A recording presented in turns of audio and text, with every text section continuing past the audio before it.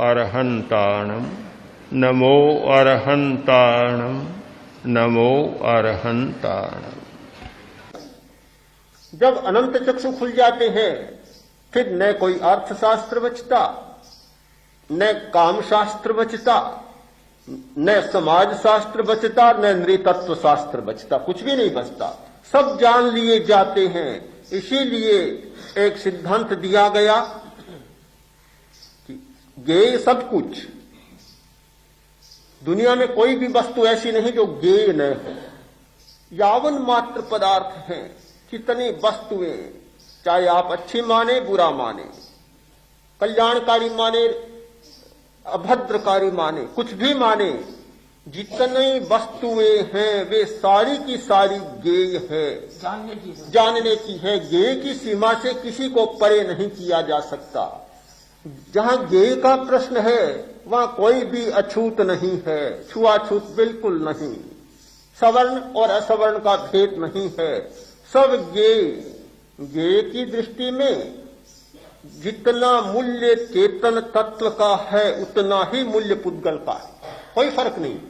पुद्गल भी ज्ञेय और आत्मा भी ज्ञेय, एक परमात्मा भी ज्ञेय, मोक्ष में रहने वाला मुक्त आत्मा भी ज्ञेय, और एक नार की यातना भुगतने वाली सामान्य आत्मा भी उतनी ही ज्ञेय है, और एक अभव्य आत्मा भी उतनी ही ज्ञेय है। कोई अंतर नहीं आता। अंतर आता है हे और उपादेय के विवेक में। यह हमारा एक दूसरा प्रश्न बन जाता। जहां ज्ञेय का प्रश्न है वहां सब कुछ जानने जैसा है। ध्यान आदमी को निकम्मा बनाता है। एक दृष्टि है सही, निकम्मा बनाता है। 1 घंटा ध्यान में बैठे, आपने कोई उत्पादक श्रम नहीं किया, न खेती का काम किया, न कपड़ा बुनने का काम किया, न सूटर बुनने का काम किया, कोई उत्पादक श्रम नहीं किया, और जो 4-4 घंटा लगा देते हैं वे तो बहुत निकम्मे आदमी है।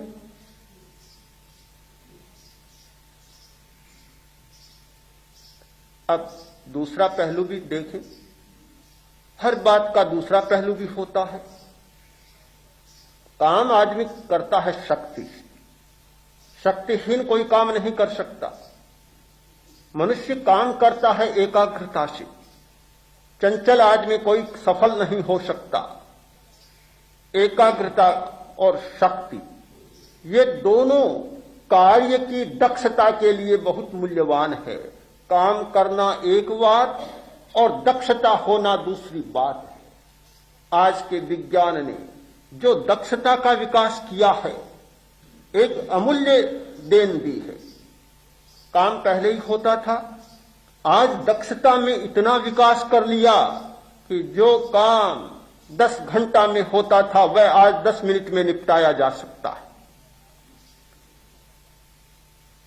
लोग कहते हैं जापान ने बहुत प्रगति की।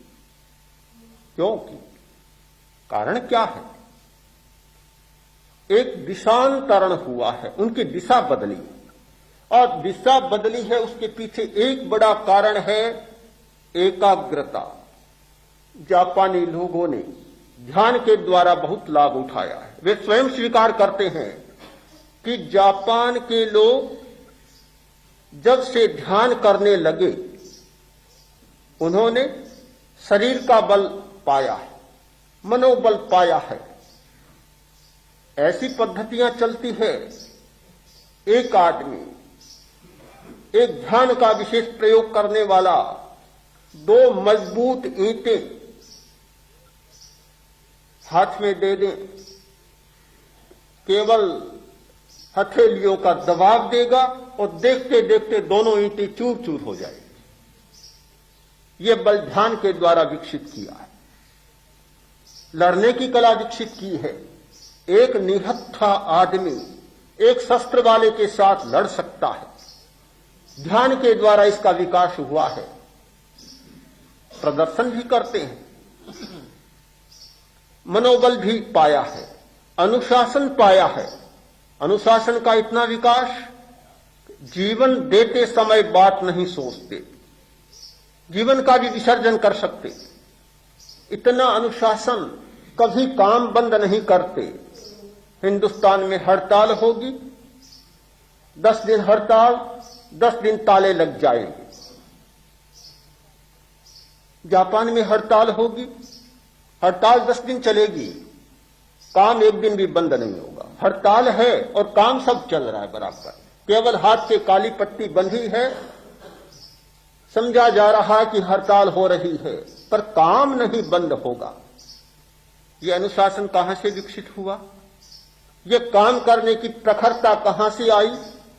एकाग्रता और ध्यान के बल से प्राप्त हुई।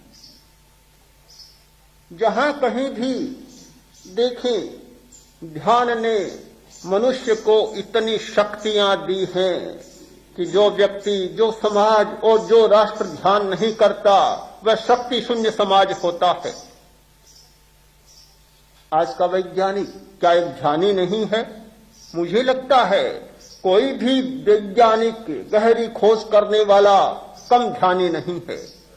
ध्यान की कोई एक ही टेक्निक नहीं होती, एक पद्धति नहीं होती, और एक प्रकार से ही सीखा नहीं जाता।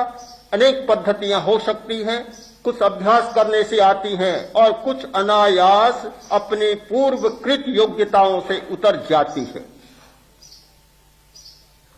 न्यूटन बहुत बड़ा वैज्ञानिक हुआ और बहुत बड़ी अद्भुत खोजें उसने की। जा रहा था, घोड़े पर चढ़ा हुआ,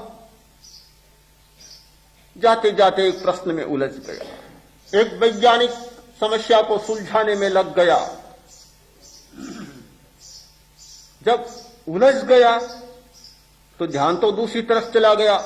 अब घोड़े को चलाने का ध्यान तो रहा नहीं, नीचे उतर गया। लगाम हाथ में, घोड़ा चल रहा है, न्यूटन भी चल रहा है और दिमाग कहीं और चल रहा है। इतनी धीमी गति से चलता था कि बेचारा घोड़ा ही ऊब गया।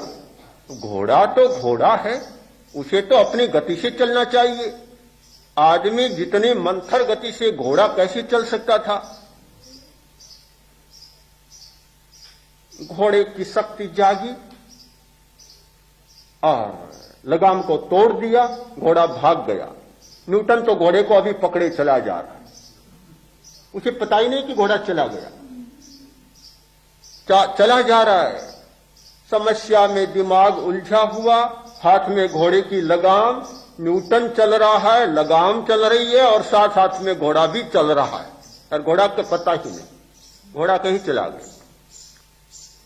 घर पहुंचा, पहुंचकर देखता है कि घोड़े को बांध दूं, हाँ घोड़े को बांध दूं, हाथ में कोई लगाम है, घोड़े को बांध दूं। ध्यान दिया घोड़ा बांधने के लिए, आगे देखता है तो कोई लगाम, घोड़ा तो है ही नहीं सामने। अरे कहां चला गया, पता ही नहीं। क्या ध्यान नहीं है? कोई भी व्यक्ति